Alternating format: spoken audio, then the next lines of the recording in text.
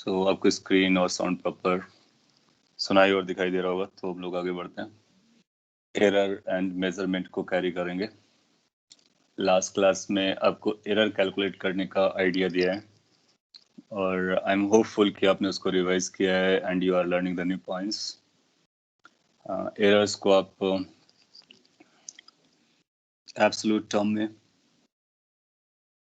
और relative term में और परसेंटेज टर्म में एक्सप्रेस कर सकते हो।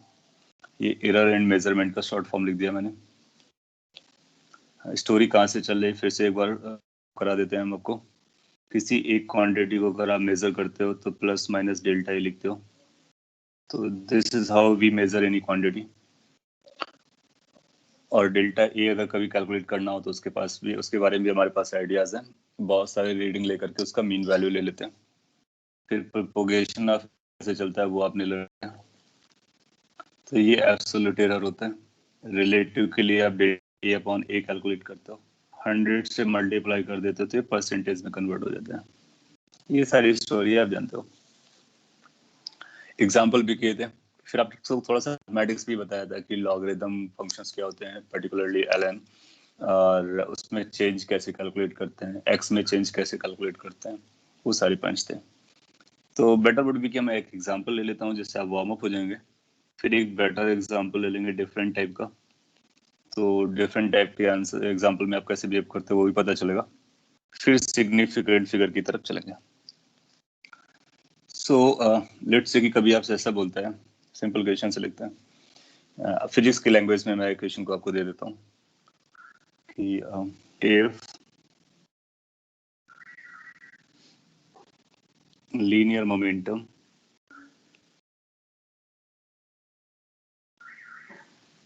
of a given particle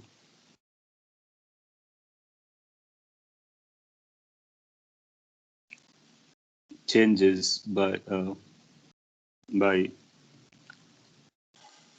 2%, then find the change को परसेंटेज में चेंज बताना है इन इट्स काइनेटिक एनर्जी। तो जो आपने लास्ट क्लास में लर्न किया ना, वो कई पर्पस के लिए यूज हो जाता है। वो किसी भी चैप्टर में क्वेश्चन बनाया जा सकता है जिसमें परसेंटेज चेंज के बारे में या फ्रैक्शनल चेंज के बारे में बात करें। तो जब चेंज वर्ड यूज करेगा और एरर कैलकुलेशन का, दोनों का रफली सिमिलर वे है कैलकुलेशंस का। कब सिमिलर होता है? जब चेंजेस स्मॉल चेंजेस होते हैं, जैसे 1% 2% स्मॉलर चेंजेस होता है। जब बिगर चेंजेस होते हैं तो फिर अपना दूसरा मैथमेटिकल लगाते हैं। सो ये अपने को सॉल्व करना एज ए एग्जाम्पल। लेकिन अभी हो सकता है कि आपको काइनेटिक एनर्जी, मोमेंटम, ये सारी चीजें स्टोरी भारी लगती हो। तो जब हम लोग आगे बढ़ेंगे तो आपको फॉर्मूला पता चल जाएगा कि अपने को फॉर्मूला किस पे चाहिए, लीनियर मोमेंटम पे चाहिए और काइनेटिक एनर्जी पे चाहिए। ये क्वेश्चन काफी पॉपुलर एग्जाम में कई बार आया हुआ है। तो फॉर्मूला मतलब ये लीनियर मोमेंटम और काइनेटिक एनर्जी का रिलेशन से रिलेटेड जो है। सो काइनेटिक एनर्जी आप याद रख सकते हैं, एक फॉर्मूला होता है p² डिवाइड बाई 2m। ये मैं आपको दे दे रहा हूँ, p²। So this is how kinetic energy and linear momentum is linked together. Ke का मतलब kinetic energy है, p का मतलब linear momentum है।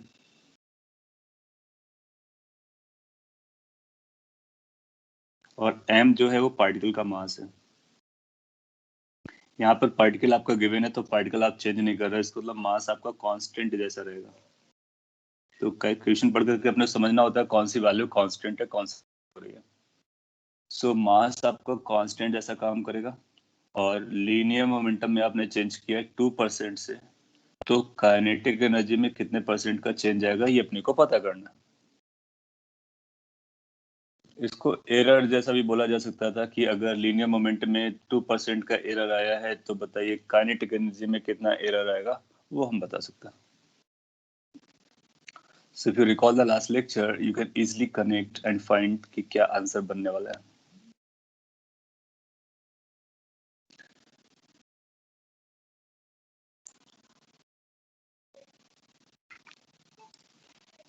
So I'm getting 4% finally as an answer.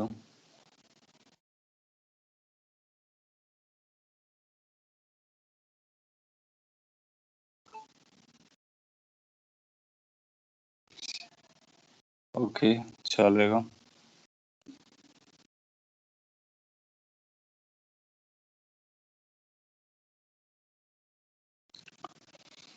तो अभी आपने काइनेटिक एनर्जी के बारे में कुछ बोला है। देखो क्या होता है ना, ये सब चीजें हम लोग बाद में लर्न करने वाले हैं, तो फिजिक्स की लैंग्वेज को हम लोग बाद में और अच्छे से लर्न करेंगे। अगर आपके दिमाग में जा रहा है तो मैं कुछ बोल देता हूँ। काइनेटिक एनर्जी हाफ mv² होता है। तो आप यहाँ से काइनेटिक एनर्जी और वेलोसिटी में क्या चेंजेस आ रहे हैं वो बता कर सकते हो। मास कांस्टेंट रहेगा क्योंकि पार्टिकल गिवन है। फिर आप जानते हो कि मोमेंटम की वैल्यू क्या होती है, mv होती है। इन दोनों से अगर वेलोसिटी को गायब कर दो तो ये फॉर्मूला अपने को मिल जाता है। तो हम जनरली वो फॉर्मूला पकड़ते हैं जिसको हम डायरेक्टली यूज कर सके। सो अब आप क्या बोलोगे? Take the ln both side, so it's going to be ln kinetic energy is equal to 2 times ln p minus ln 2m। फिर ये 2m कांस्टेंट रहेगा चेंज निकालने में। ये पहला स्टेप था ln लेने वाला। सेकंड स्टेप क्या था? चेंज कैलकुलेट कीजिए। तो जैसे आप चेंज कैलकुलेट करोगे तो ये आएगा change in kinetic energy divide by kinetic energy. ये बनेगा 2 times change in momentum divide by momentum. Now you multiply by 100। सो जैसे आप 100 से मल्टीप्लाई करोगे तो ये बनेगा percentage change in kinetic energy. ये अपने को चाहिए था। How much this is 2 time percentage change in this linear momentum.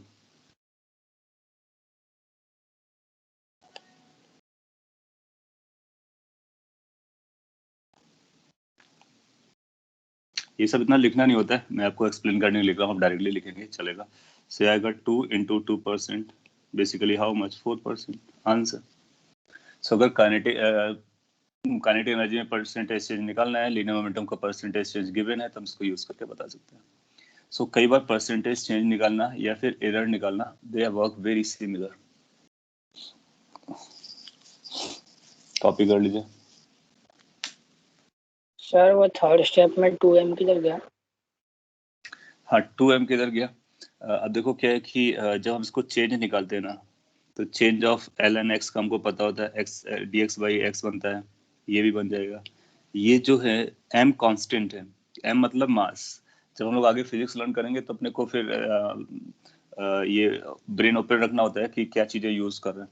तो मास कैसा है? मास है कांस्टेंट। 2 कांस्टेंट, मास कांस्टेंट और ln लगाएंगे तो ये कांस्टेंट आएगा, तो ये कांस्टेंट हो जाएगा। चेंज ऑफ कांस्टेंट कितना होता है? 0। सो ये टर्म हमारा 0 हो जाएगा। तो एक और पॉइंट हम लोगों ने बात किया था कि चेंज ऑफ कांस्टेंट इज 0। तो कभी आपसे dx की वैल्यू बोलता है, जैसे d ऑफ 2 बोलता है, तो इसका मतलब हम बोलेंगे this is a change of 2। तो चेंज ऑफ 2 तो कभी होता ही नहीं, 0 रहता है। सो कभी भी कांस्टेंट का चेंज निकालेंगे तो वो 0 होगा। डिफरेंशिएशन में हम इसको लर्न भी करने वाले हैं कि कांस्टेंट का डिफरेंशिएशन 0 होता है। But mass can be variable. Yes, mass can be variable, of course it can be. तो वो क्वेश्चन सबको पता चलता है कि मास को वेरिएबल लेना है, वेलोसिटी को वेरिएबल लेना है, फोर्स को वेरिएबल लेना है। ये फिजिक्स की लैंग्वेज है, इसीलिए फिजिक्स आपको देखोगे काफी इंटरेस्टिंग बनता है आगे चल करके, क्योंकि हमको क्वेश्चन पढ़ करके समझना होता है कि कौन सा कांस्टेंट है, कौन सा वेरिएबल है। जैसे आप यहाँ पर देखो ना, यहाँ पर अपने को ये पता चल रहा है कि मोमेंटम चेंज हुआ है। काइनेटिक एनर्जी का चेंज पता करना, यानी ये चेंज हो रहा है। और उसने एक लाइन लिखी है, पार्टिकल गिवन। आप सोचो, इस स्टेटमेंट का फ्रेज का क्या मीनिंग जा रहा है कि given particle, that means you have a particle in your hand और उसका मोमेंटम बदलता है, उसकी काइनेटिक एनर्जी बदलती है। तो आप सोचो, अगर आपके पास एक पार्टिकल है, वो पार्टिकल आपका चेंज नहीं हो रहा है, तो काइनेटिक एनर्जी बदले या मोमेंटम बदले तो क्या उसका मास बदलेगा? नहीं बदलेगा, क्योंकि मास तो मटेरियल से होता है। मटेरियल आपका चेंज नहीं हो रहा है तो मास चेंज नहीं हो रहा है। तो इस पर्टिकुलर क्वेश्चन में जो मास है वो कांस्टेंट है। क्या मास हमेशा कांस्टेंट होता है? We can't say. कई बार ऐसा केस होगा कि हम बहुत सारे पार्टिकल कंसीडर कर रहे हैं, कुछ पार्टिकल लीक आउट हो रहे हैं, तो मास हमारा कम हो रहा होगा। बहुत सारे पार्टिकल कंसीडर कर रहे हैं, कुछ पार्टिकल एड अप हो रहे हैं, मास बढ़ रहा होगा। So mass can be variable, of course. We need to read the question, see that question mass is changing और नॉट। सो इस केस में गिवन पार्टिकल मींस पार्टिकल आपको फिक्स्ड है तो उसका मास फिक्स्ड है। रॉकेट प्रपोजिशन आप जैसे बोलते हो, बिल्कुल वो भी एक अच्छा एग्जांपल है जिसमें मास वेरिएशन। इनफैक्ट हम लोग रॉकेट प्रपोजिशन को पढ़ेंगे और कैलकुलेट करेंगे कि रॉकेट की वेलोसिटी कितनी आती है किसी टाइम के बाद, तो कितना मास बर्न होता है, कितना उसका वेट डाउन हो जाता है, वो सारी बातें हम लोग करने वाले हैं। आपने लिखा बट रॉकेट प्रोपल्शन जैसे क्वेश्चन में it variable so how will calculate. So वो फिजिक्स वाली बात है, वो सब हम लोग फिजिक्स में लर्न करने वाले हैं। अभी हम लोग बेसिकली फिजिक्स स्टार्ट भी नहीं किया है। अभी तो हम केवल उससे पहले जो मैथमेटिक्स है, जो बेसिक चीजें हैं उनको समझ रहे हैं। जैसे यूनिट डायमेंशन क्या होता है, एरर्स क्या होती है, कैसे मेजर करते हैं। ये एक बार हम आएंगे तो अब देखेंगे रॉकेट प्रोपल्शन, हम लोग उसको एज ए हेडिंग पढ़ेंगे। उसमें काइनेटिक एनर्जी कैसे कैलकुलेट करते हैं, कैसे वेरिएशन कैलकुलेट करते हैं, डेफिनेटली पता करेंगे। अभी हमारा पर्पस क्या है, क्या हमको फॉर्मूला पता है, तो मैंने आपको फॉर्मूला बता दिया। आपको ये भी बता दिया कौन सी क्वांटिटी कांस्टेंट जा रही है, क्योंकि हमको पता था आपको सोचने में हो सकता है फाइट आ रहा हो। इतना अगर आपको बता दिया है तो क्या आप ये निकाल पा रहे हो, this is what the purpose we are having as of now. ये आपका कंफर्टेबल जा रहा है, that's done.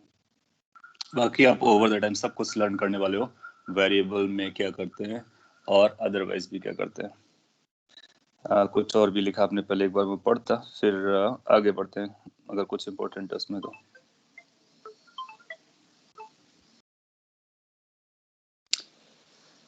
Just 1 minute. Mass variable को मैंने आपको बताया, कांस्टेंट का डिफरेंशिएशन 0 था ऑफ कोर्स, और वो चेंज नहीं हो रहा है इस केस में, इसलिए उसको हम लोग इस तरह से यूज कर सकते हैं। ठीक है, सिंपल पॉइंट्स हैं, आगे बढ़ सकते हैं। सो एरर और चेंज में क्या डिफरेंस होता है वो हम लोगों ने लास्ट क्लास में बोला था, मैं फिर से बोलता। जब कभी आप चेंज निकालोगे तो जो भी साइंस आएंगे सारे साइन को आप कैंसिल, एरर निकालोगे तो सभी साइन को पॉजिटिव कर दोगे, क्योंकि एरर कैसा होता है, मैक्स होता है। अब आपको एक डिफरेंट एग्जांपल देते हैं और उस पर क्वेश्चन पूछते हैं। ये क्वेश्चन एग्जाम में आ भी चुका है, सिमिलर टाइप का। ऐसा बोलता है कि इफ टू रेजिस्टेंसेस, आपने रेजिस्टेंस का नाम सुना होगा,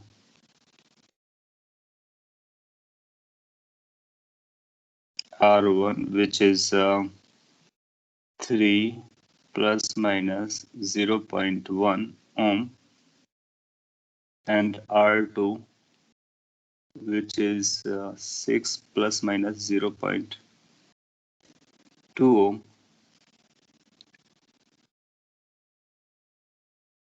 are connected.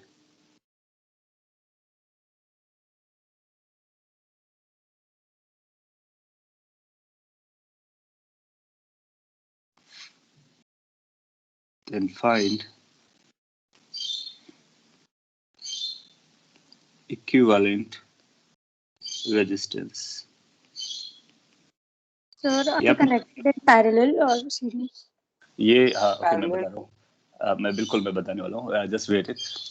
ऐसी लैंग्वेज आपने पढ़ी है इसलिए मैं इस लैंग्वेज को यूज कर रहा हूँ। R1 दिया गया, R2 दिया गया और वो आपस में कनेक्टेड है, उसके आगे मैंने लिखा नहीं है, तो इसका मतलब मैं अभी बताने वाला हूँ कि कौन सा, दोनों केस हम करेंगे, सीरीज भी करेंगे पैरेलल भी करेंगे। इक्विवेलेंट रेजिस्टेंस बता देना है। सो पहला पार्ट है सीरीज कॉम्बिनेशन। सो अगर वो सीरीज में कनेक्टेड हो तो हमारा आर इक्विवेलेंट कितना आएगा वो पता करना है। आप लोगों को याद होगा, नहीं याद होगा तो मैं बता देता हूँ। आर इक्विवेलेंट सीरीज केस में R1 प्लस R2 होता है। सो R1 plus R2 series combination में चलता है, अपने को इक्विवेलेंट बताना है। So you just follow the rules. और इम्पोर्टेंट पॉइंट क्या होगा कि जो प्लस माइनस के साथ हम लिख रहे हैं क्या वो हम सही बता पा रहे हैं, तो अपना आंसर हो जाएगा।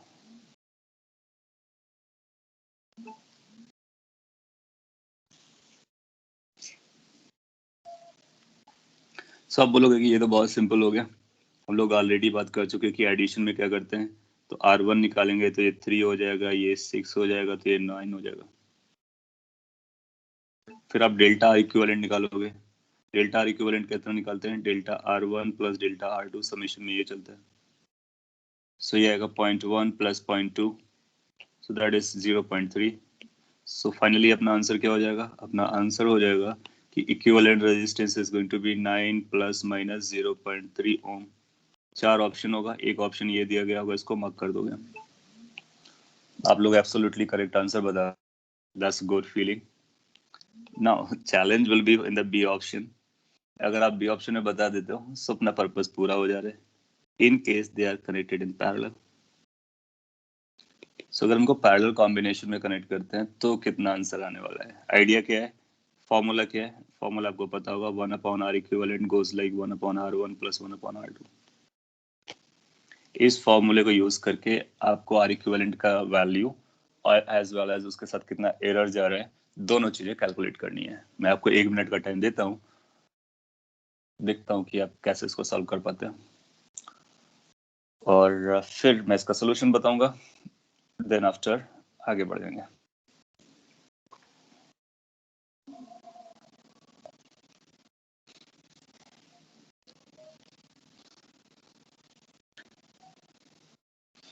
इस पे आपको बेसिक रूल लगाना होगा, क्योंकि neither they are addition nor they are subtraction, neither they are multiplication nor they are division. Basically addition, subtraction, multiplication, division का कॉम्बिनेशन टाइप का कुछ है।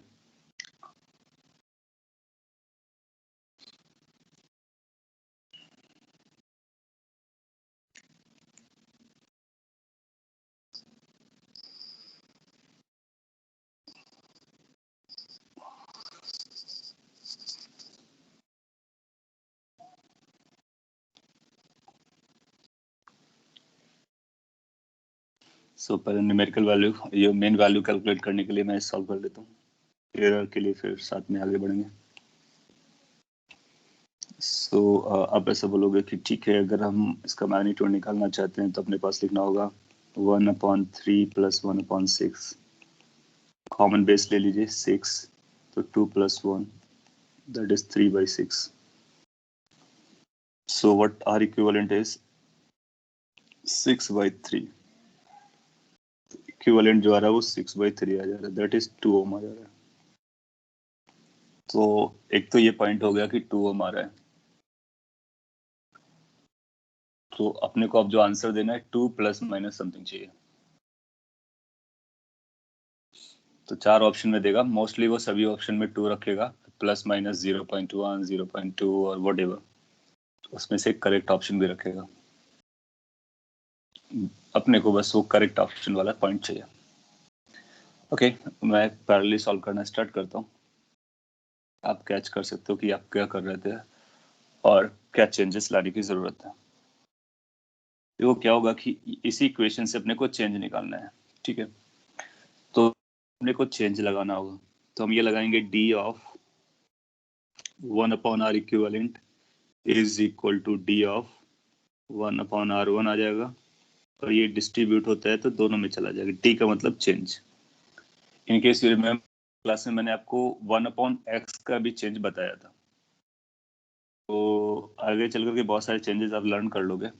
तो जब कभी 1/x का चेंज निकालना हो, 1/x, x can be anything, उसका डी निकालना हो, so this comes out to be minus 1/x² dx, या फिर आप इसको इस फॉर्म में लिखो कि change in x divide by x²।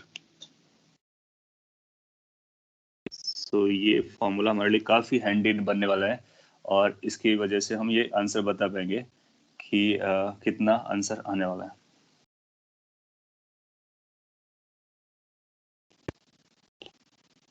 ये लास्ट क्लास में को नोट कराया था मैंने।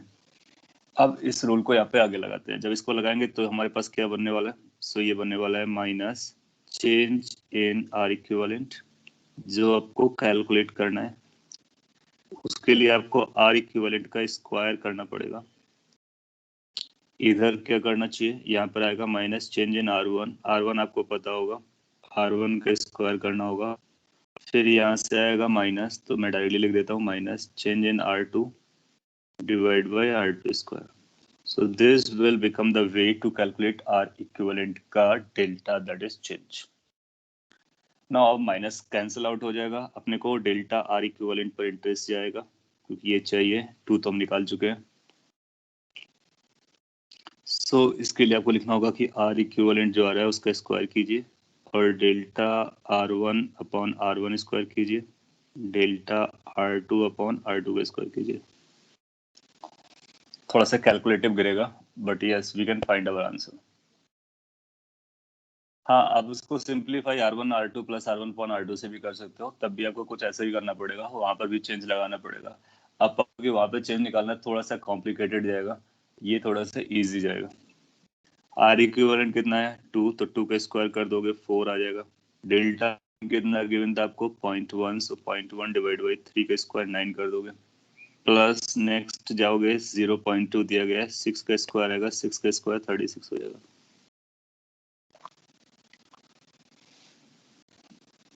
इसके बाद आप फर्दर कैलकुलेशन कर सकते हो, 36 को बेस लेकर के बाहर निकाल सकते हो। 4 से मल्टीप्लाई करना पड़ेगा, 4 का मतलब 0.4 हो जाएगा, 0.6 हो जाएगा। कैलकुलेशन आप चेक कर सकते हो। फिर आप देखोगे कि क्या कर सकते हैं, तो 6 से कैंसिल कर दीजिए, 6 आएगा, 2/3 आ जाएगा, तो 0.2/3 नजर आ रहा है अपने को। बाकी आप कैलकुलेशन करके वेरीफाई कीजिए where I am doing correct. अच्छा, इसको अगर और सिंप्लीफाई करोगे तो ये बनेगा 0.0 एंड देन 2 का 6 7 टाइप का बोल सकते हो। So what the final answer should be, can we say कि फाइनल आंसर में अपने को आर इक्विवेलेंट जो बताना होगा वो 2 ± 0.067 ओम बोलना होगा। 6 भी बोल सकते हो, 6 7 वो चलता है, 4 ऑप्शन में एक ही ऑप्शन देगा, उसको कैलकुलेट कर सकते हो। ये यू कैन थिंक ऑफ कि this is one of the most difficult questions जो आपसे पूछा जा सकता है, और एडवांस लेवल पर ऐसा क्वेश्चन पूछ लेता है। तो अब आपको इस तरह के रेसिप्रोकल्स का सम केस भी समझ में आ गया। उसके लिए चेंज निकालो, ये निकालो, सिंप्लीफाई करो, आंसर आएगा।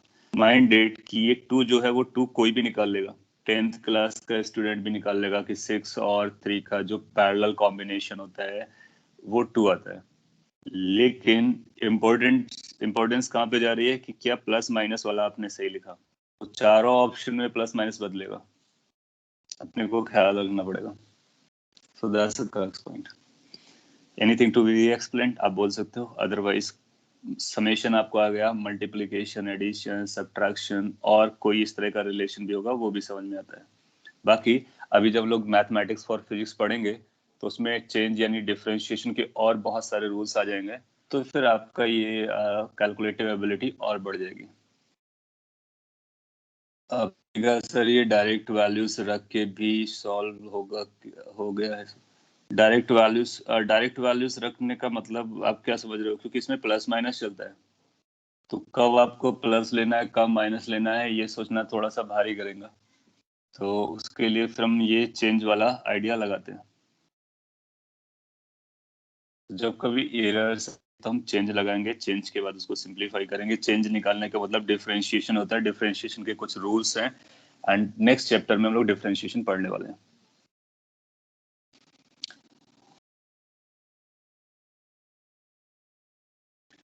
हाँ, तो आपको पहले मैक्सिमम के लिए भी निकालना होगा, मिनिमम के लिए भी निकालना होगा। अब देखोगे ना, क्योंकि हमको यहाँ प्लस माइनस में आंसर देना भी होता है, ऐसा भी नहीं कि केवल मैक्सिमम के लिए निकालना होता है, मिनिमम के लिए निकालना भी होता है। हो सकता है कुछ केस में उसकी मैक्सिमम वैल्यू लेकर के आ जाए, बट आप देखते हो ना कई बार साइंस को हमको बदलना होता है, अगर माइनस आ रहा है तो उसको प्लस करना होता है। सो बेटर है कि हमारे पास जनरल रूल रहेगा तो ज़्यादा अच्छा रहेगा। हम अपने रूल में कोई ऐसा स्कोप नहीं छोड़ेंगे जिससे मिस्टेक हो जाए, क्योंकि एग्जाम में देखो क्या होना होता है, ये कंपटीशन है, इस पे मिस्टेक इज डेंजरस, डिसास्टरस, डेडली। क्यों? क्योंकि अगर आपने गलत किया कोई क्वेश्चन तो आपको -1 मार्क्स दिया जाता है, और अगर आपने सही किया तो +4 होता है, डिफरेंस ऑफ 5 मार्क्स। और आप देखोगे कि आगे चल करके कि 5 मार्क्स में थाउजेंड्स ऑफ रैंक का डिफरेंस आता है, क्योंकि ऑल इंडिया लेवल पर रफली 10 लाख स्टूडेंट या उससे ज्यादा पार्टिसिपेट कर रहा होता है। So almost everybody is on the average और समवेयर।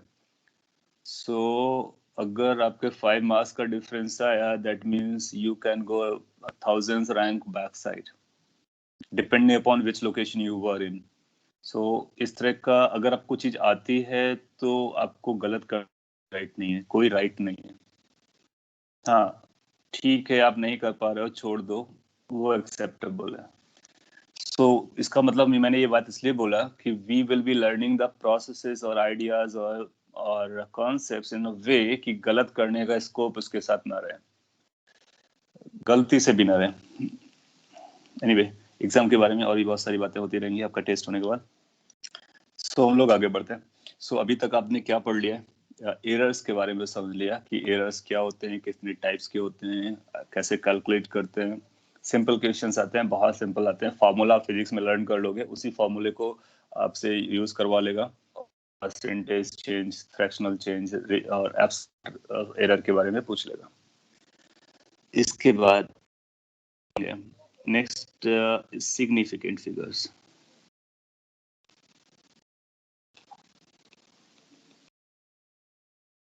सिग्निफिकेंट फिगर्स या सिग्निफिकेंट डिजिट्स क्या होते हैं? सो अभी तक आपके नॉलेज में कुछ रहा होगा और आप देखोगे कि अगर आप ने पहले नहीं सुना है तो ये काफी इंटरेस्टिंग लगने वाला है। फिगर्स लिखते कई बार डिजिट्स लिखते हैं हम लोग, शॉर्ट में इसको सिग्निफिकेंट फिगर्स एसएफ लिखते रहेंगे। मैं आपको पहले एक एग्जांपल से कुछ बताता और फिर इसको आगे बढ़ता। सपोज कर लीजिए आपके पास से कोई रॉड दिया किसी ने और आपसे कहता है इसकी लेंथ मेजर करो, तो आप क्या करोगे? आप स्केल लोगे, फिर वो जो लेमैन की स्टोरी है वो पूरी करोगे। लेट्स से कि एक स्टूडेंट ने बोला कि सर इसका आंसर 10 सेंटीमीटर आता है, ठीक है। दूसरा स्टूडेंट बोलता है कि सर इसका आंसर 10 नहीं आता है, 10.0 सेंटीमीटर आता है। चलिए आगे नहीं बोलते हैं, यही दो स्टूडेंट के ऑब्जर्वेशन को ऑब्जर्व करते हैं। One student says कि its answer is 10 centimeter. Another says its answer is 10.0 centimeter. क्या दोनों के सेम आंसर हैं या अलग अलग आंसर हैं? I just want to know what you know. कि अगर कोई सेंटीमीटर बोलता है, दूसरा स्टूडेंट बोलता है सर नहीं 10 सेंटीमीटर नहीं है, 10.0 centimetre, are they same or different?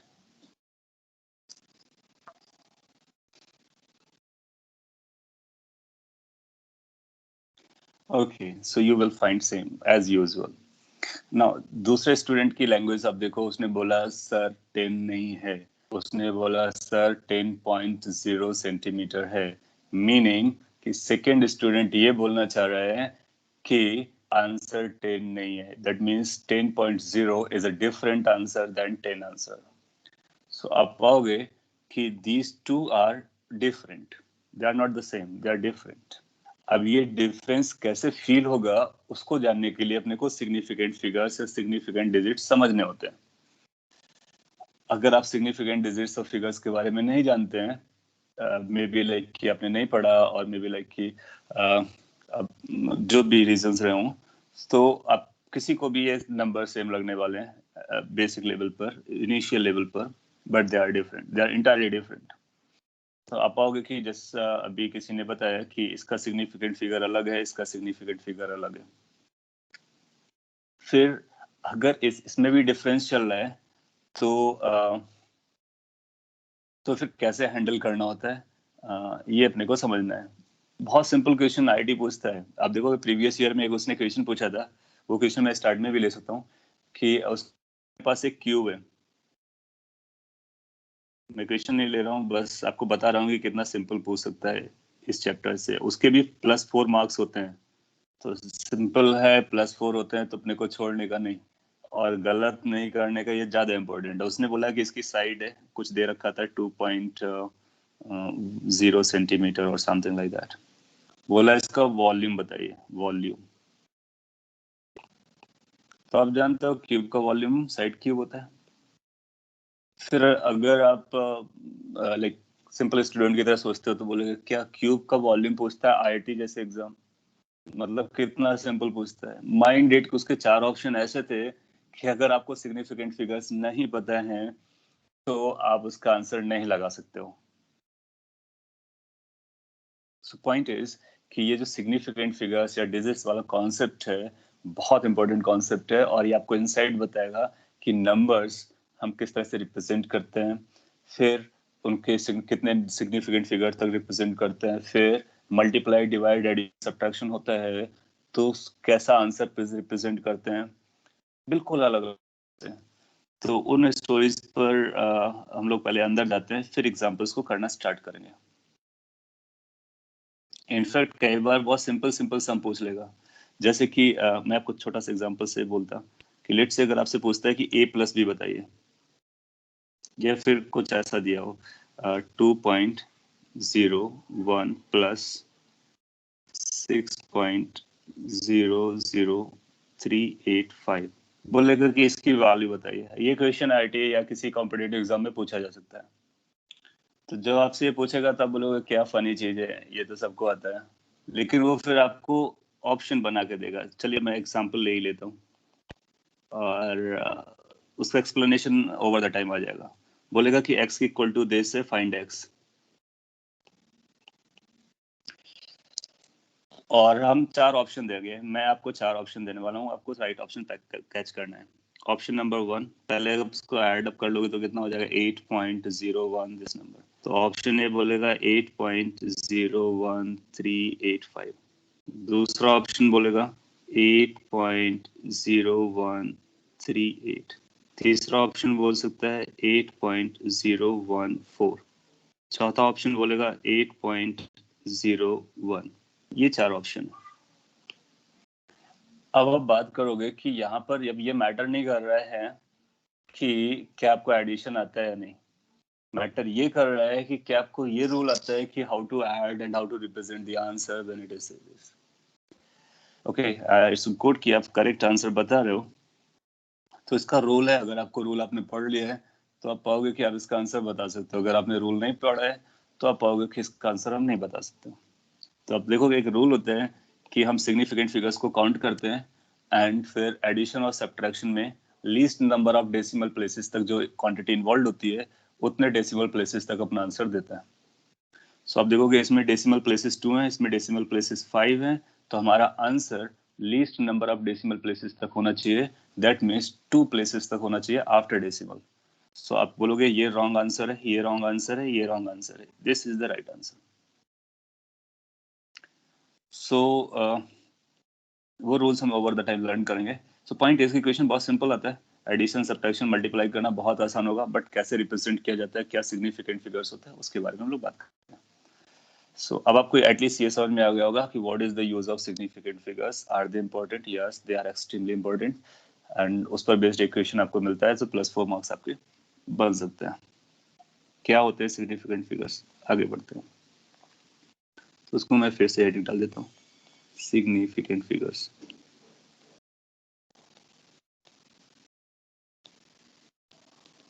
वो डिजिट्स भी बोलेगा तो आप डिजिट्स भी लिखो, फिगर्स भी लिखो, बात की। तो पॉइंट इज जो अपने मैंने एग्जांपल लिया था, इरेज कर दिया वो 10 सेंटीमीटर और 10.0 वाला। तो पॉइंट क्या था कि क्या होता है कि जब कोई मेजरमेंट करते हैं या फिर कोई कैलकुलेशन करते हैं तो कुछ डिजिट्स जो होते हैं वो सर्टेन डिजिट्स होते हैं या फिगर्स होते हैं जो कि श्योर, कुछ डाउटफुल होते हैं। तो जो सिग्निफिकेंट फिगर्स होते हैं उसमें हम डाउटफुल को एज वेल एज जो श्योर हैं दोनों को लिखते हैं। सो जो सर्टेन डिजिट्स होंगे और जो फुल होंगे दोनों को काउंट करते हैं सिग्निफिकेंट फिगर में। और मतलब ये होता है कि significant for the purpose of calculations. तो ऐसा लिख सकते हैं फिगर्स और digits that are significant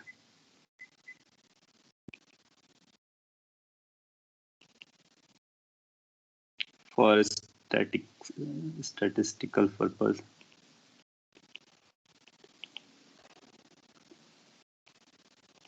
calculations के पर्पस के लिए, स्टैटिस्टिकल पर्पस के लिए जो सिग्निफिकेंट होते हैं उनको हम लोग सिग्निफिकेंट फिगर्स या डिजिट्स बोलते हैं। कैसे काउंट करते हैं उसके कुछ रूल्स होते हैं, आपने नोट से पढ़ लिया है या आपको आता है, अच्छी बात है। मैं एक बार उसको बता देता हूँ, अगर आपने नहीं पढ़ा है so listen them carefully, follow them, और उसके बेसिस पर हम लोग सिग्निफिकेंट फिगर्स को काउंट करना लर्न कर लेंगे ना। जब भी हम कोई फिगर्स की बात करते हैं या डिजिट्स की बात करते हैं तो हमारे पास बेसिकली क्या चल रहा होता है कि या तो मेजर वैल्यू आ रही होगी कहीं से, या फिर मेजर नहीं आ रही होगी तो हम कैलकुलेशन से कंप्यूट कर रहे होंगे। कैलकुलेशन से नंबर्स आते हैं, जैसे कि अपने को लेंथ लेना है तो लेंथ हम मेजर कर सकते हैं, फिर एरिया लेना है तो लेंथ और विड्थ को मल्टीप्लाई करेंगे, तो इस तरह से एरिया हमारा कंप्यूटेड हो जाएगा, कैलकुलेशन से आ रहा है, लेंथ मेजर से आ रहा होगा। कोई भी होता है तो उसमें हम सिग्निफिकेंट फिगर मेजर कर सकते हैं। रूल कैसे, तो रूल के बारे में बात करते हैं। रूल फॉर मेजरिंग और counting significant figure.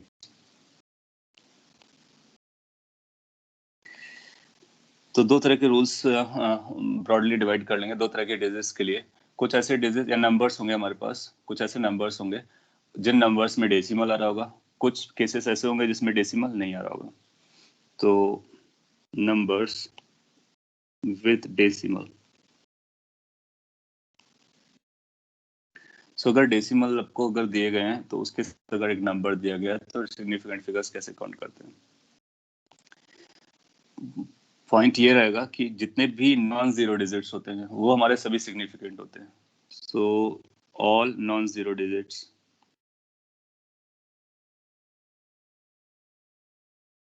Are significant.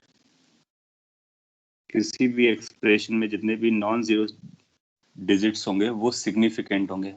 तो अगर हमको टोटल सिग्निफिकेंट काउंट करना है तो नॉन जीरो को काउंट करेंगे। जीरोस में अपने को सोचना होता है, स्पेशल रूल के हिसाब से चलते हैं। सो अगर आपको जीरो मिल रहा है, कुछ जीरोस हमारे सिग्निफिकेंट काउंट होते हैं, कुछ जीरो हमारे सिग्निफिकेंट काउंट नहीं किए जाते हैं। कौन से जीरोस को हम लोग सिग्निफिकेंट काउंट करते हैं? डेसिमल नंबर्स की हम लोग बात करें तो डेसिमल नंबर्स में जितने भी जीरो, तो ऐसा लिख देते हैं जीरो और zeros that have any non zero digit anywhere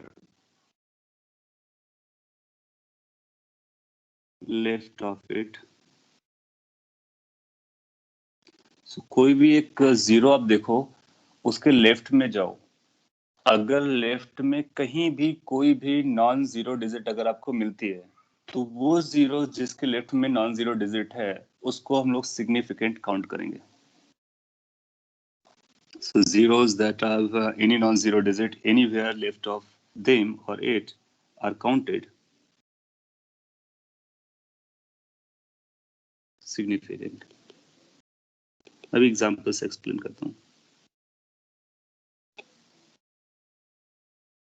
so non zero digit को आपको सिग्निफिकेंट काउंट करना है, उन जीरोस को सिग्निफिकेंट काउंट करना जिसके लेफ्ट साइड में कहीं भी कोई भी नॉन जीरो डिजिट अगर आपको मिलती है, और बाकी जितने भी जीरोस होते हैं वो सिग्निफिकेंट नहीं होते हैं। इसी पे ऐड कर देते हैं the rest all zeros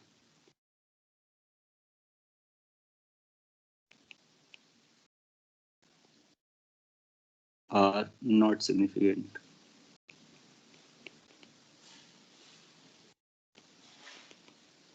example आपको इलस्ट्रेट करके बताएगा कि किस तरह से ये चल रहा है।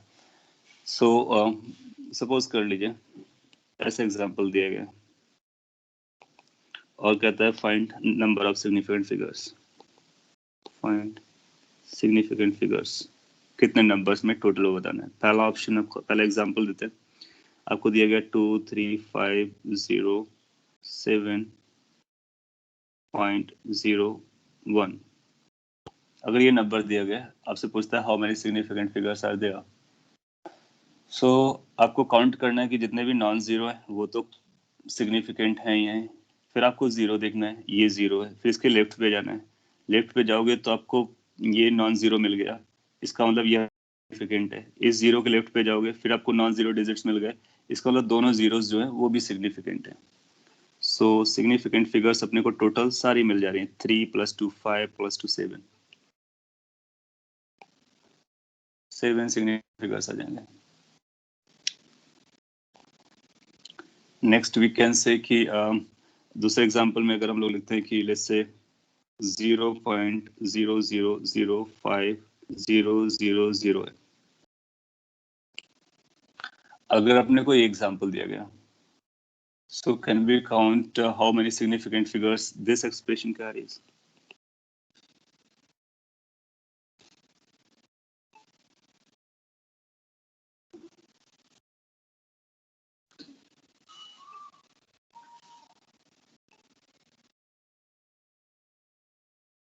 सो गो विद द रूल के हिसाब से ये जो 5 है ये सिग्निफिकेंट है, ठीक है।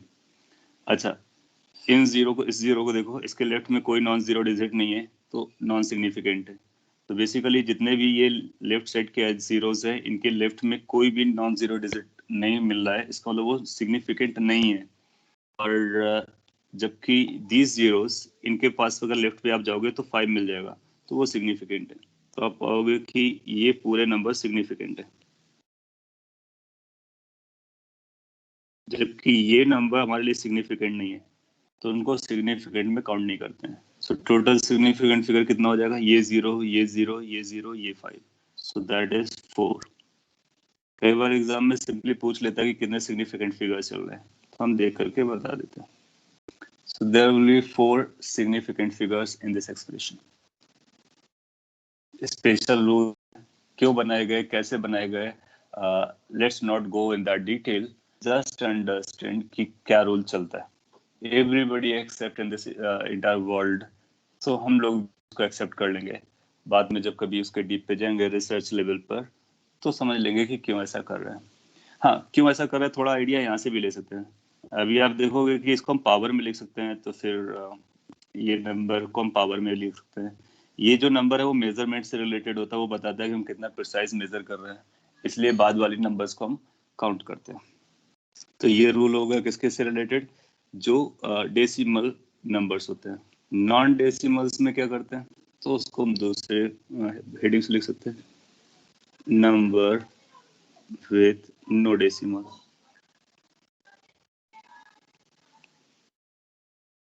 अभी भी रूल वही रहेगा। हाँ, अभी हम लोग और भी एग्जांपल लेने वाले हैं, इसको भी पढ़ लेते हैं, फिर बहुत सारे एग्जांपल लेने। अगर कोई डेसिमल नहीं है तो again all non digits, non zero digits significant होते हैं। All non zero digits are significant. जितने भी नॉन जीरो डिजिट्स होंगे उनको सिग्निफिकेंट जैसा काउंट करेंगे। और उसी रूल को फिर से फॉलो कर सकते हैं वैसे, कि लेफ्ट में अपने को मिलना चाहिए कोई ना कोई नॉन डिजिट, वो भी चलेगा। या फिर ऐसा बोल सकते हैं कि जो राइट साइड की जीरोस होती हैं वो हमारे लिए सिग्निफिकेंट नहीं होती हैं। तो मैं यहाँ पे लिख देता हूँ, zeros in between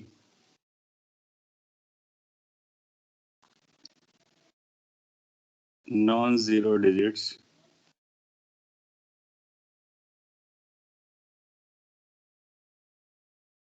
are significant। तो अगर in between non zero digits के बीच में जीरोस है, वो सारे के सारे सिग्निफिकेंट होते हैं। बाकी जो नॉन जीरो होगा तो उसके आगे जीरो लगाने का लेफ्ट एक्सट्रीम के इधर जीरो लगाना कोई खास मीनिंग का नहीं होगा, इधर जीरो लगाना वो भी मीनिंग का नहीं होगा।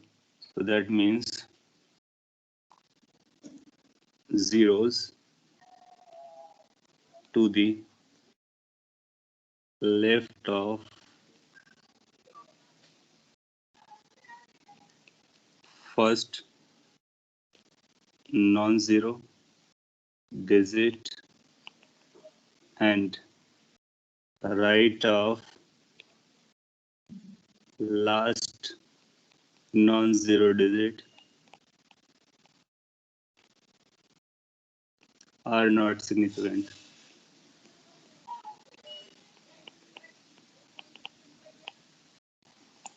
So जो फर्स्ट नॉन जीरो डिजिट होती है उसके लेफ्ट वाली जितने भी जीरोज हैं वो हमारे लिए सिग्निफिकेंट नहीं है, और लास्ट जो नॉन जीरो डिजिट होगी जितने भी जीरोज आएंगे वो हमारे लिए सिग्निफिकेंट नहीं होंगे।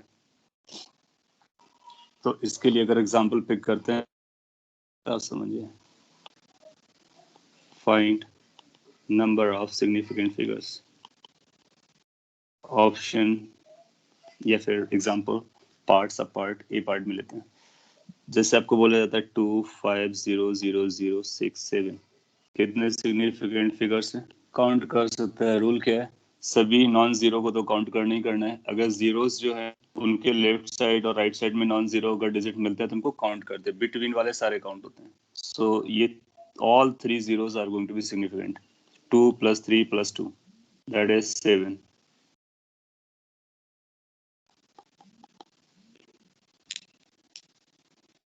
नेक्स्ट लेट्स से कि अगर ऐसा बोलता है कि 2 5 0 0 0 0 0, अगर 25 के बाद 5 zeros हैं तो इस पे सिग्निफिकेंट फिगर्स कितने आएंगे?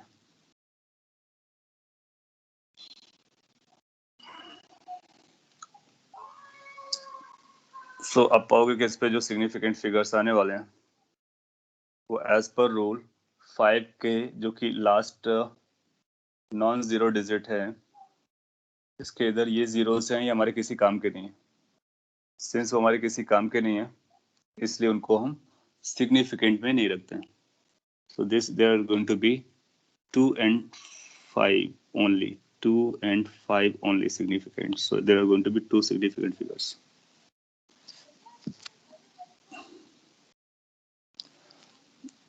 अच्छा, ये ऐसा क्यों कर रहे हैं? देखो इसमें क्या होता है ना कि इसको हम ऐसा भी लिख सकते हैं, इस नंबर को पावर्स के टर्म में। इस नंबर को आप चाहो तो लिख सकते हो 2 5 into 10 raised to power 5। तो जो 10 raised to power 5 होते हैं, 10 की पावर्स में जो रहता है वो सिग्निफिकेंट में कोई रोल प्ले नहीं कर रहा होता है। उसके बाद उसके आगे जो नंबर होता है वो रोल प्ले कर रहा होता है। सो इसको 25 into 10 raised to power 5 लिखा जा सकता है। तो इसमें सिग्निफिकेंट फिगर कितने आ रहे हैं? 2 and 5, 2 आ रहे हैं। फिर आपके दिमाग में आएगा कि सर इसको हम ऐसा भी तो लिख सकते थे 25.00 into 10 raised to power 5। तो अगर ऐसा लिखोगे तो इसमें सिग्निफिकेंट फिगर कितने हो जा रहे हैं? इसमें सिग्निफिकेंट फिगर 4 हो जा रहा है क्योंकि डेसिमल बन जा रहा है। सो पॉइंट इज कि जब हमारा इंटीजर होगा ना तो उसको हम डेसिमल नहीं बनाएंगे, उसके लास्ट वाले जीरोस को हम पावर में लिख करके चलेंगे, तो वहीं तक रखने वाले हैं। ये एक एरर पॉइंट है क्योंकि आप इसको कई तरह से लिख सकते हो। बिल्कुल लिख सकते हो यहाँ पे डेसिमल लगा करके फिर पावर लगा दो तो फिर ये डेसिमल बन जाएगा। डेसिमल बन जाएगा तो डेसिमल के रूल के अकॉर्डिंग इसकी डिफरेंट वैल्यूज आने लगेंगी। तो जब कभी ऐसा हम पावर में कन्वर्ट करते हैं तो जो लास्ट सिग्निफिकेंट होती है वहीं तक रोक देते हैं, उसके बाद हम चेक कर लेते हैं कितना चल रहा है। तो ये एग्जाम्पल हो जाएगा। अगर सपोज कर लीजिए कि एक दूसरा एक नेक्स्ट एग्जाम्पल दिया जाए कुछ ऐसे। यस सर लास्ट वाले पेज पे एक डाउट था। ओके सर आपने क्वेश्चन दिया था 0.0005 में सिग्निफिकेंट डिजिट्स कितना है? सो यू हैड गिव, हाँ तो उसमें 4 लिया था, तो डेसिमल के लेफ्ट साइड वाला 0 क्यों नहीं काउंट कर रहा है? अगेन द रूल क्या है, अगर थोड़ा सा आप रिलेट करना स्टार्ट करोगे तो इसको हम ऐसा भी लिख सकते हैं कि क्या we can write it as 5। I mean ये एक टेंटेटिवली आइडिया है बट उसके पीछे लॉजिक्स और भी हैं। इसको आप ऐसा भी लिख सकते हो, this is going to be into 10 raise to power 4 और इसको 3 को ले लो -7 लिख सकते हो। सो सर तो लेकिन वैसे तो अब हम मतलब 5000 के आगे कितने zeros लगा सकते हैं? एग्जैक्टली तभी देखो क्या हुआ ना, इसको बिल्कुल मैं समझ गया आपका नेक्स्ट डाउट क्या आने वाला है कि तभी इसको हमने दो पार्ट में डिवाइड किया, डेसिमल और नॉन डेसिमल में। ना क्या होता है ना कि ये जो वैल्यूज हम मेजर कर रहे होते हैं और हम डेसिमल के बाद कितने जीरोस लगा रहे हैं वो अपने को ये बता रहा होता है कि हम कितने प्रिसाइसली मेजरमेंट पे जा सकते हैं। तो ये जो हमारा जो पहला नंबर मिला नॉन जीरो वाला, उसके बाद जीरोस हैं अगर डेसिमल में है तो वो हमको बता रहा होता है कि हम उसके और लेवल पे जा सकते हैं, और लेवल पे जा सकते हैं, और लेवल पे जा सकते हैं। जस्ट लाइक कि जब 10 सेंटीमीटर कोई बोलता है इसका मतलब वो 10 के आगे मेजर नहीं कर पाता है। 10 के बाद वो जो नेक्स्ट मेजर करेगा तो 11 मेजर करेगा, ये हम बता सकते हैं गारंटी से। क्यों? क्योंकि उसके पास डेसिमल है ही नहीं, तो उसका नेक्स्ट लेवल का प्रिसीजन है ही नहीं।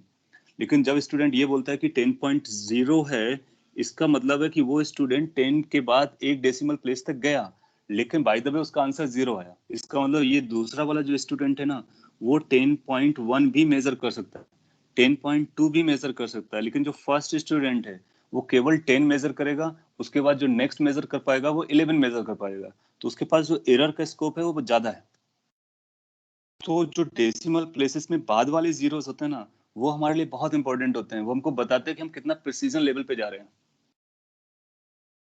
और इसलिए हम डेसिमल को अलग करके रखते हैं।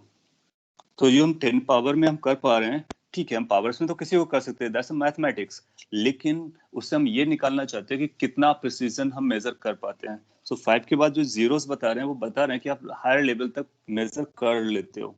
ये जो जीरो हैं वो केवल यूनिट को बता रहे हैं, आप यूनिट चेंज करोगे ये वैल्यू चेंज हो जाएंगी।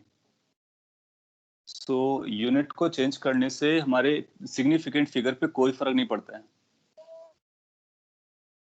तो अभी हम लोग उस पॉइंट को भी देखेंगे। तो इसलिए डेसिमल में जो जीरोस बाद वाली होती हैं वो बहुत इंपॉर्टेंट होती हैं। वो बेसिकली हमारे मेजरमेंट की एक्यूरेसी को, प्रिसाइजनेस को बता रहे होते हैं। रेजोल्यूशन ऑफ मेजरमेंट क्या लो, बेसिकली हम प्रिसीजन या फिर एक्यूरेसी, प्रिसीजन बोलते हैं कि कितने प्रिसाइज लेवल तक हम मेजर कर सकते हैं। ओके, एक ये एग्जांपल था, इसको पकड़ो। तो इस डेसिमल और नॉन डेसिमल की अपनी अलग अलग स्टोरी है, उनके रूल्स भी अलग अलग हैं। सो इसलिए हम यहाँ पे डेसिमल इंट्रोड्यूस नहीं करेंगे, इसको डिजिट जैसा ही रखेंगे। अच्छा बताइए, इसमें सिग्निफिकेंट फिगर कितने आएंगे? ये डेसिमल नहीं है, सिंपल नंबर है, आगे जीरो है पीछे जीरो है, ऐसा भी लगा कोई आपको दे सकता है। 3 तो इस पे जो आएगा वो 3, 5 और ये बीच वाला जीरो, आगे पीछे के सारे जीरोस हमारे लिए यूजलेस हैं और वो सिग्निफिकेंट नहीं है बेसिकली। सो यूजलेस नहीं कहना चाहिए, सिग्निफिकेंट नहीं है। सो ये अपने पास 3 सिग्निफिकेंट फिगर बताएगा। कौन कौन से? ये 3, ये 5 और ये वाला जीरो। इसको आप 10 रेज़ पावर में लिख लो, चलेगा, ये तो किसी काम का नहीं है। बट अगर इसमें हमने डेसिमल लगा दिया होता तो स्टोरी बदल जाती है। सो डेसिमल के अपने अलग रूल्स हैं और नॉन डेसिमल के अपने अलग रूल्स हैं।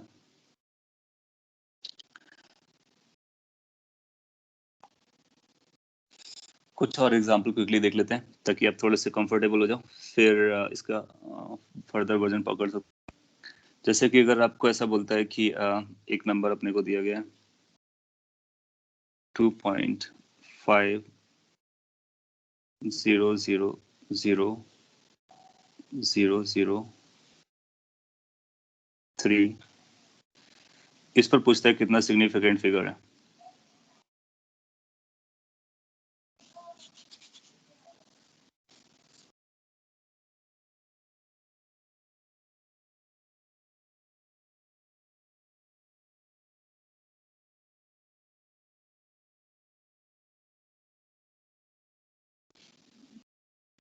तो अपने को सिग्निफिकेंट फिगर्स काउंट करनी है 3002.500 में। सो वो रूल्स जो बताए गए, उन रूल्स को आप अच्छे से मेमोराइज कर लोगे, 2-3 बार प्रैक्टिस करोगे तभी आपका आंसर करेक्ट आना स्टार्ट हो जाएगा। अब देखोगे कि ये पहली बात तो ये डेसिमल है। डेसिमल केसेस में हम लोग जानते हैं कि अगर कोई भी जीरो हो, उसके लेफ्ट में नॉन डिजिट नंबर मिलते हैं तो सारे सिग्निफिकेंट होते हैं। इसका मतलब जो लास्ट नॉन जीरो डिजिट होती है ना, उसके बाद जितने भी जीरो होते हैं वो सब सिग्निफिकेंट होते हैं। सो ये भी सिग्निफिकेंट है, ये भी सिग्निफिकेंट है, सभी सिग्निफिकेंट है। सो इधर 4 है, उधर 4 है, 8 आंसर हो जाएगा। अगर इसी से डेसिमल हटा लेते तो एक दूसरा आंसर बन जाता। सो डिपेंडिंग अपॉन कि किस तरह का नंबर दिया गया है उसके बारे में बात कर सकते हैं। जैसे कि आपसे बोलता है कि लेट्स से 0.0531 है, इस पे कितने सिग्निफिकेंट फिगर्स हैं?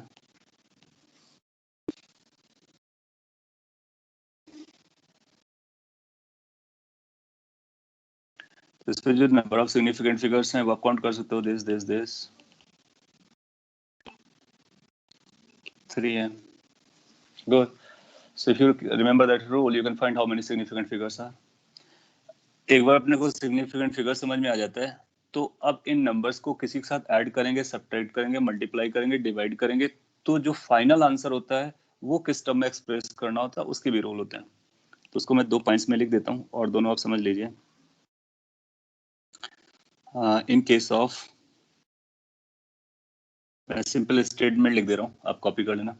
इन case of addition and subtraction, तो आप एडिशन कर रहे हो या सब्ट्रैक्शन कर रहे हो, रूल एक ही चलेगा। the final answer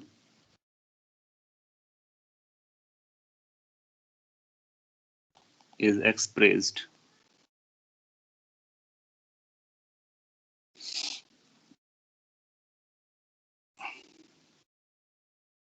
up to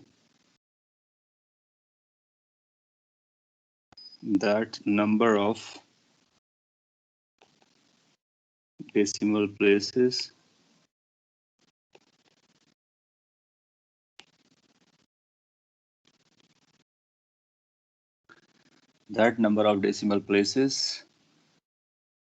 which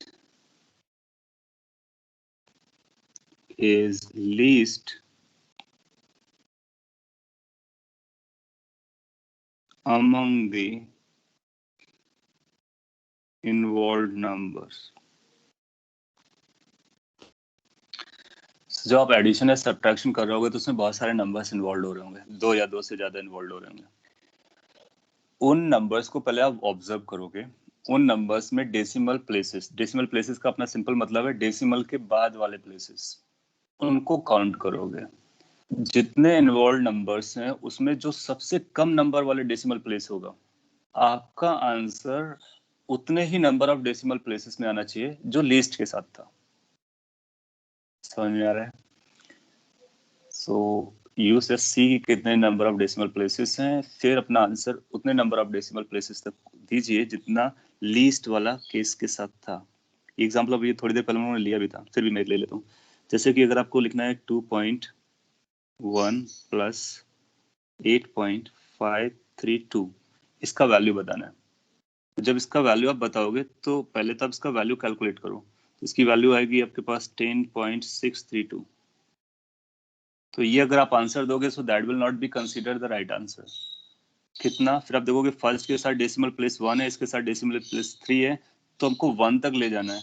फिर आप क्या करोगे, इसको राउंड ऑफ करोगे। तो राउंड ऑफ के कुछ रूल्स होते हैं, वो भी हम लोग लर्न कर लेंगे। जैसे ऑफ किया तो राउंड ऑफ कहाँ तक करोगे, डेसिमल के बाद 1 प्लेस तक, तो इसके बाद वालों को आप हटाना चाहोगे। आप रूल जानते होगे, आगे हम लोग पढ़ेंगे। इसके आगे वाला जो नंबर अगर 5 से छोटा होता है तो उन सबको हटा देते हैं, तो हमारा आंसर आएगा 10.6। तो 10.6 अपना आंसर बन जाएगा। Yes, 10.6 will be the correct answer. So rule is very simple. Go for the least number of decimal places. Represent your answer in the least number of decimal places. Mind it, it's a number of decimal places. It's not the significant figures. Significant figures कम ज्यादा चलेगा। Least number of decimal places.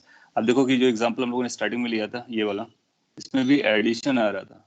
इसमें 2 decimal places इसके थे और इसके पास 5 decimal places थे। हमारा answer finally 2 decimal places पे जाना चाहिए, इसलिए हमने डी को मार्क किया। तो एक ये रूल हो गया। दूसरा भी रूल समझ लेते हैं। तो एडिशन के साथ मल्टीप्लिकेशन भी ओवर हो जाएगा। ये आपको समझ में आया? It will take a few more minutes. In case of multiplication and और डिवीजन, दोनों केस में सेम रूल चलता है। The answer is expressed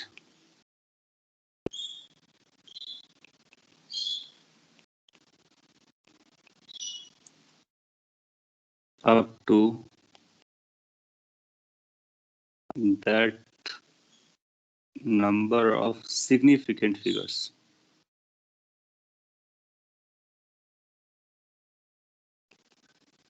which is least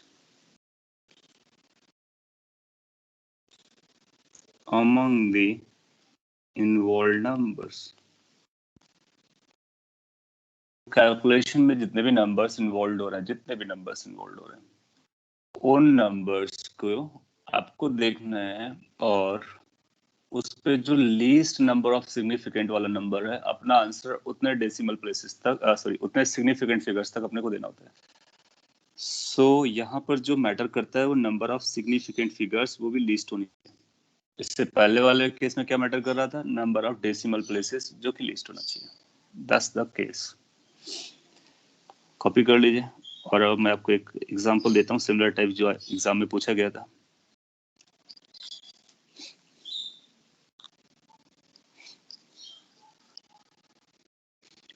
ये बोलता है if the side of cube is 1.2 centimeter, then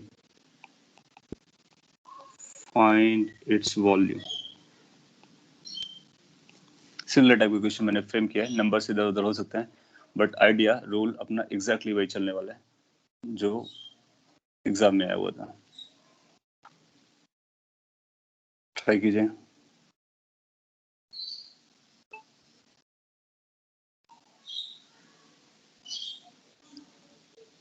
वो आपको ऑप्शन भी दे देगा, तो अगर मैं आपको ऑप्शन दे देता हूँ, 4 ऑप्शन दिए गए, वो A B C D type. So कुछ ये आएगा 1.2 1.2 1.2 आप मल्टीप्लाई करोगे, सो 1.728 1.73 1.770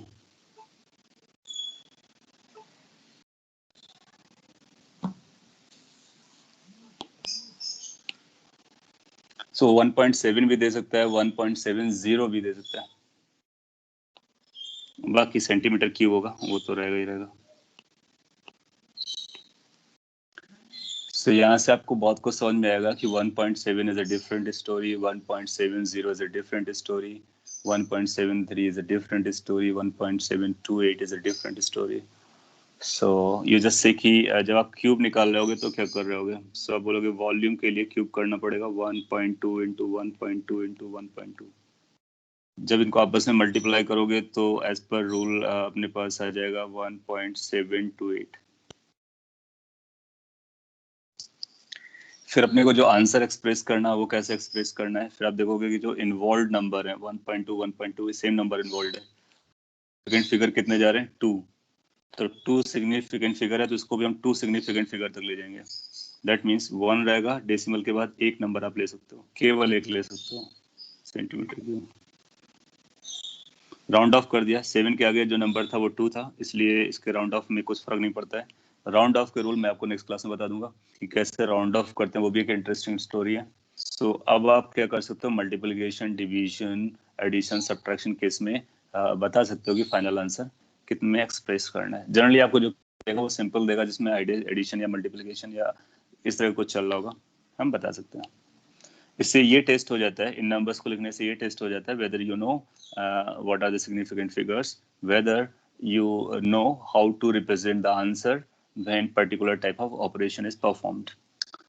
और particularly C और D ऑप्शन, इस तरह का ऑप्शन भी दे सकता है, तो उस पर भी अपने को समझ में आना चाहिए कि इसके साथ 2 सिग्निफिकेंट फिगर है, इसके साथ 3 सिग्निफिकेंट फिगर है, इसलिए हम 2 सिग्निफिकेंट फिगर तक लिखेंगे. 2 सिग्निफिकेंट फिगर.